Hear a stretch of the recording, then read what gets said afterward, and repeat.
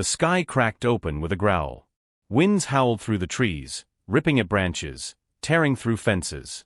The snowfall wasn't soft, it was brutal sideways, stinging like broken glass. The road through the mountains had long disappeared under a sheet of white. Somewhere along that road, barely visible, a small lump moved. It wasn't a rock. Not a branch. It was a bear cub.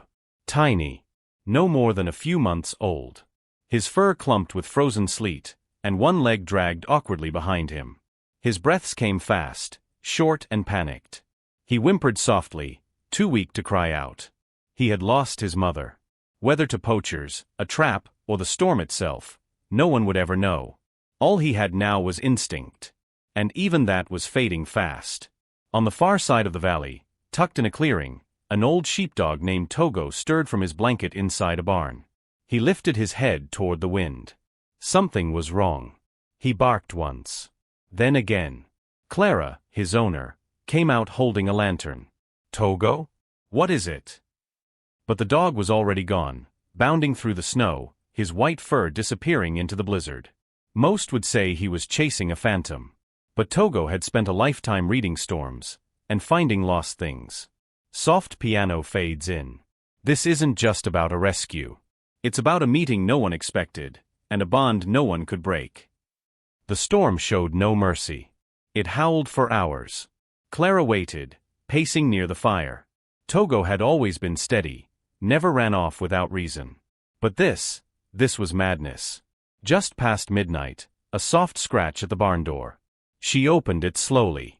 Togo stood there, soaked and shivering, and beside him, collapsed in the snow, was the bear cub.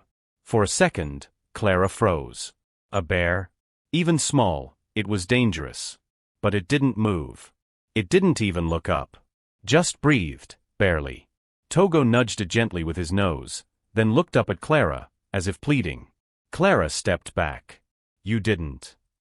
She grabbed an old wool blanket and knelt beside the cub. Its paws were cracked, one leg twisted. Ears burned pink with frostbite. She could feel the tremble beneath its fur. The human part of her said no. But the mother in her couldn't walk away. She cleared a space by the iron stove. Togo laid beside the cub, licking its ears. Clara warmed some goat's milk and poured it into a baby bottle left from years ago. The cub drank. Slowly. Then slept. That night, Clara stayed up watching them, an old dog and a dying bear, curled together like they belonged. Paw prints, some friendships begin in silence. In cold. In fear. But they grow in warmth. The storm passed by morning, leaving behind broken branches, silent woods, and an uncertain peace. But inside the barn, something was healing. Clara named the cub Mojo. She wasn't sure why. Maybe because he'd survived. Maybe because he reminded her of something wild and lucky. She called the vet. "You have a what in your barn?"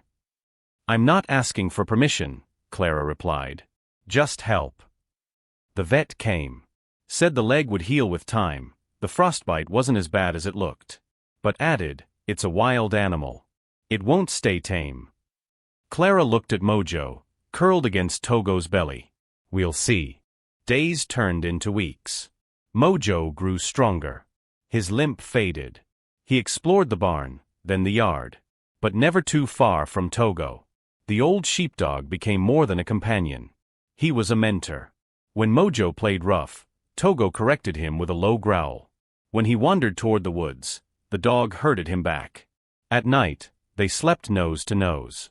Sometimes Clara caught them watching the fire together. Not playing. Just sitting in silence, like they knew how rare this was. And slowly, Clara stopped thinking of Mojo as a bear. He was just family. Direct hit like this story so far?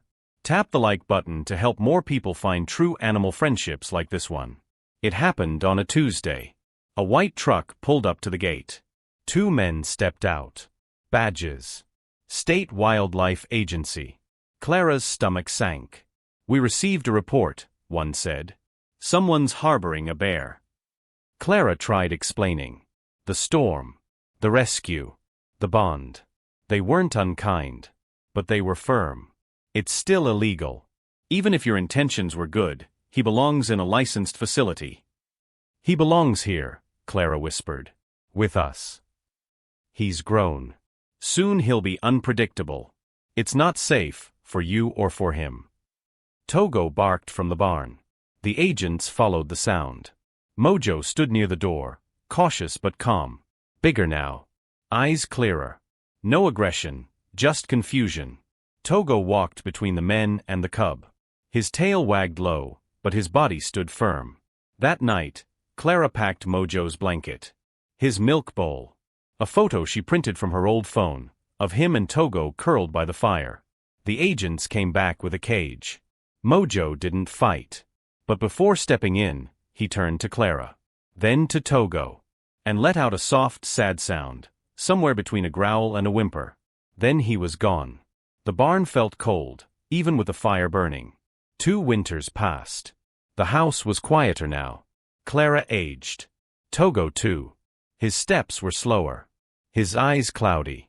But he still sniffed the wind every morning, facing the woods. One spring, Clara noticed prints outside the barn. Large. Deep. Bear tracks with claws. She grabbed her rifle, just in case. That evening, she heard it, slow, steady breathing by the door.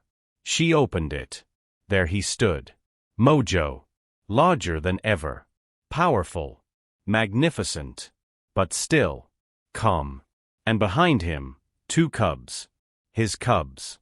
Togo stepped outside, tail wagging. He limped forward. Mojo dropped his head low, then rubbed his massive snout against Togo's neck. A gentle greeting. A thank you. A memory. The cubs tumbled forward, sniffing the barn, rolling in the hay. That night, Mojo slept just outside the door watching. Guarding. In the morning he left, silently, like he came. But the tracks remained. And so did something else, the feeling that this wasn't the end of the story. Mojo never stayed long. Just visits. But every winter, he returned. Always with his cubs. Sometimes with a mate. Sometimes alone. He never took food. Never caused trouble. Just sat by the barn for a few hours. Or curled beside the tree line, watching the home that once saved his life. Togo passed the next spring. In his sleep. Peacefully. Clara buried him beneath the old apple tree. That winter, Mojo came again. And sat for a long, long time at the grave. Then walked away without a sound. Clara never tried to tame another animal. She didn't need to. Some bonds don't need fences or words. They're written in the snow. In memory. In silent returns. Red Heart, if this story touched your heart, hit subscribe. We share real animal bonds the world needs to remember.